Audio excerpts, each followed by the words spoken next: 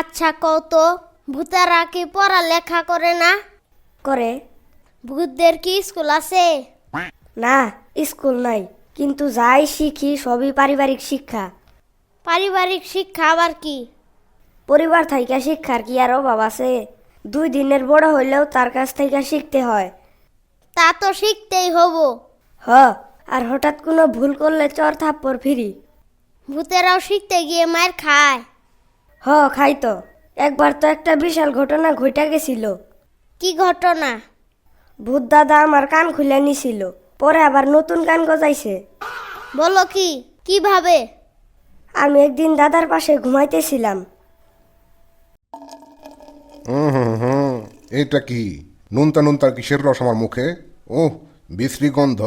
এই পিচ্ছু, এই সুড়া উঠ। কি হয়েছে দাদু? মাঝরাইতে চিৎকার করতেছ কেন? কোনো জ্যান্ত মানুষ টানুষ ঢুকেছে নাকি? ভয় দেখাইতে হবে? মানুষ না, তোর মাথা। তুই কি আবার ঘুমের ঘুরে প্রস্রাব করছিস? স্বপ্নে দেখতেছিলাম আমি মেঘের উপর বসে বৃষ্টি নামাইতাছি।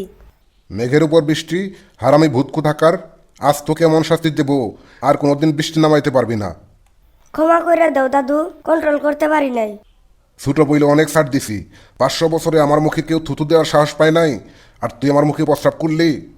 ও দাদু, লাগতেছে সারো, কান ছিঁড়ে যাব। কান ছিঁড়লেই তোর শিক্ষা হবে, এটাই তোর শাস্তি। আমি কিচ্ছু শুনতে পাইতাছি না, আমার কান দুটা দিয়ে দাও। চুপ, একদম চুপ। এখন দূর হয় এখান থেকে। ভাগ্য ভালো তোমার টুনটুনি খুলে নেয় নাই।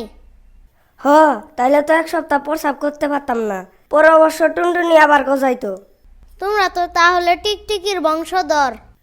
কিভাবে?